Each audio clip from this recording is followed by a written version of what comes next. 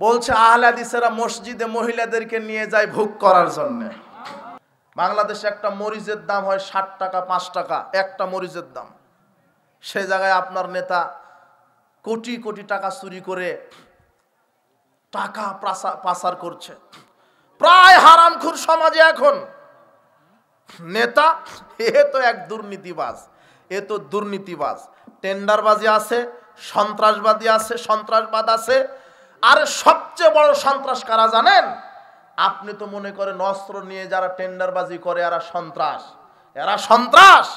এদের চাইতে বড় সন্ত্রাস আছে যারা লাঠি নিয়ে, যারা ক্যানভাস করে, যারা রাতারাতি থানায় গিয়ে যারা আহলে হাদিসের মসজিদ ভাঙে, যারা আহলে হাদিসের প্রোগ্রাম থানায় গিয়ে বন্ধ করে, যারা আহলে হাদিসের বাচ্চাকে জোরে আমিন বলার জন্য মসজিদে পিটায়, এরাই হলো ইতিহাসে সবচাইতে বড় সন্ত্রাসেরা।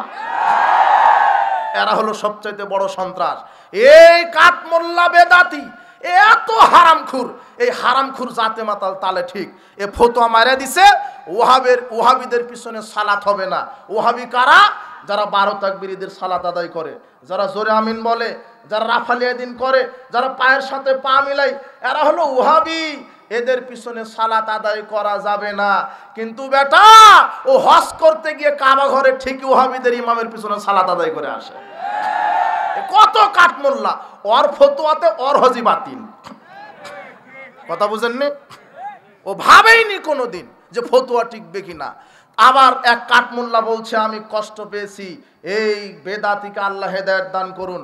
দিবে কিভাবে? ও তো বেদাত করেই নাকি মনে করে, ও বেদাত করছে নাকি মনে করে। বলছে আহলে হাদিসেরা মসজিদে মহিলাদেরকে নিয়ে যায় ভোগ করার জন্য। সহিহ বুখারীর 843 নম্বর হাদিস, আল্লাহর নবী বলছেন, শোনো, ইজাস্তাজানাত আহাদিকুম ইমরাআতান, যদি তোমাদের স্ত্রীগণ মসজিদে 5 ওয়াক্ত সালাতের অনুমতি চায়, তাহলে তোমরা ফালা ইয়ামনাহা, তাহলে মহিলাদেরকে মসজিদে যেতে বাধা দিও না। এটা আল্লাহর নবী বলছেন। আল্লাহর নবী কি বলছেন? যদি তারা মসজিদে গিয়ে সালাত আদায় করতে চায় 5 ওয়াক্ত, বাধা দিও না। তার মানে মসজিদে তারা যদি আসতে চায় মহিলাদেরকে সুন্দর পর্দার পরিবেশ করে দিতে হবে। এটা হচ্ছে ইসলামী শরিয়ার একটা নীতি যে দিতে হবে তারা যদি আসতে চায়। আর রাসূল সাল্লাল্লাহু আলাইহি ওয়াসাল্লাম বলছেন বাধা দিও না।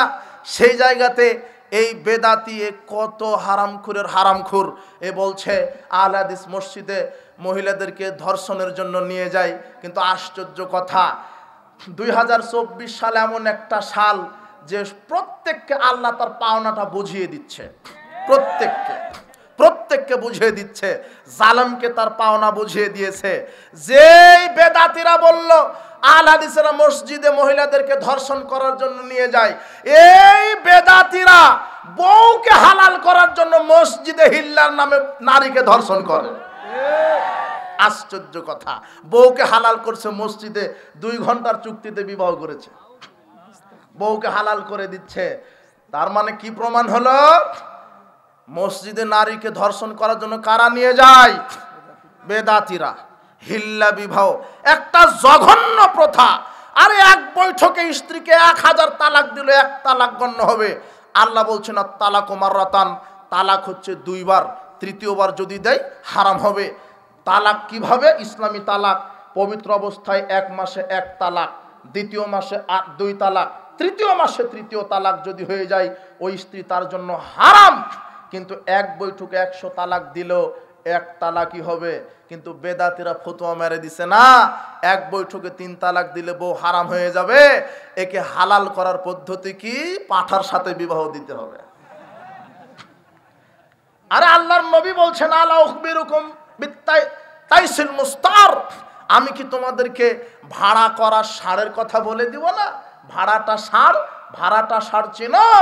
হুয়াল মুহাল্লিল, তা হচ্ছে ওই যে হালালাকারী।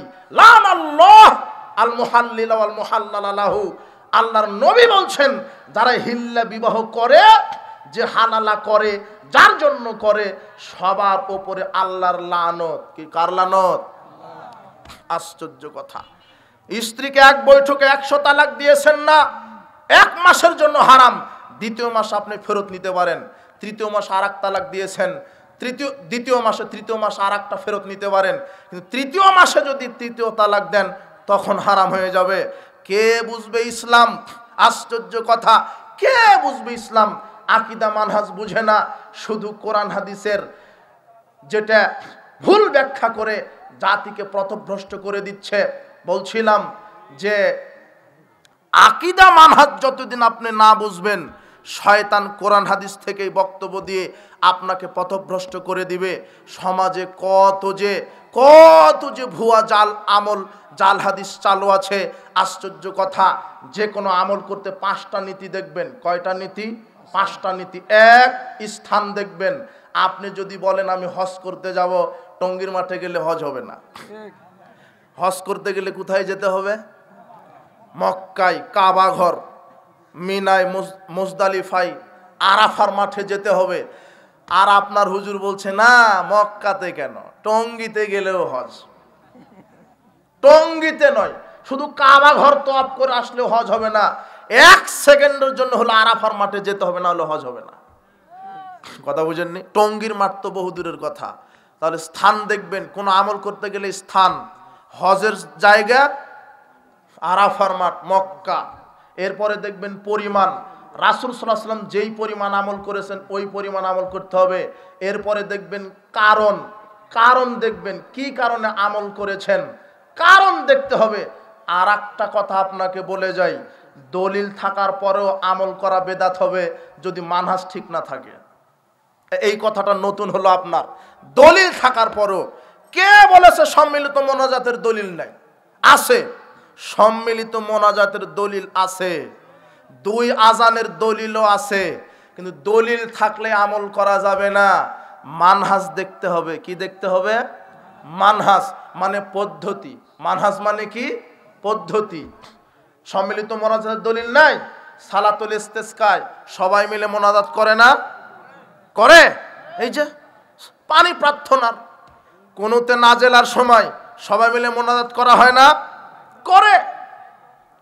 সম্মিলিত মোনাজাতের দলিল আছে, কিন্তু ফরজ সালাতের পরে মোনাজাতের দলিল আছে নাই। আমি বললাম আর একটা কথা ছুটে গেছে, সবচাইতে বড় সন্ত্রাস কারা বললাম? যারা লাঠি নিয়ে আহলে হাদিসের মসজিদ মাদ্রাসা ভেঙে দেয়। লাঠি হাতে থাকে কাদের? সন্ত্রাসীদের। এখন লাঠি হাতে আছে কাদের? হ্যাঁ, সাতপন্থী, জুবায়েরপন্থী। লাঠি নিয়ে মাঠে নেমে গেছে। ও বলছে ও আমির হবে, ও বলছে ও আমির। টঙ্গীর মাঠ আমাদের হবে, আর একজন উচ্চ আমাদের হবে।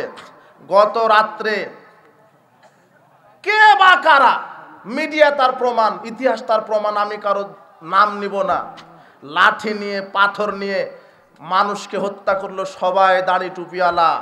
আরে আহলে হাদিসরা আগে থেকেই সতর্ক করেছে, এরাই হলো উগ্র, এরাই হলো সন্ত্রাস।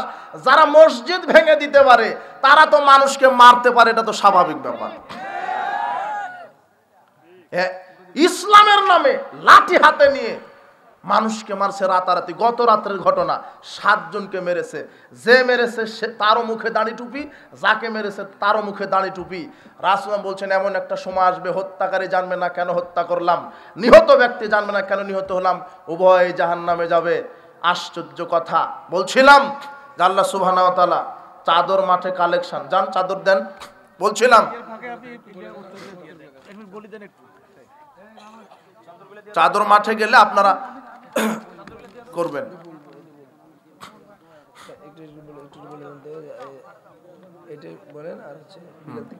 আচ্ছা,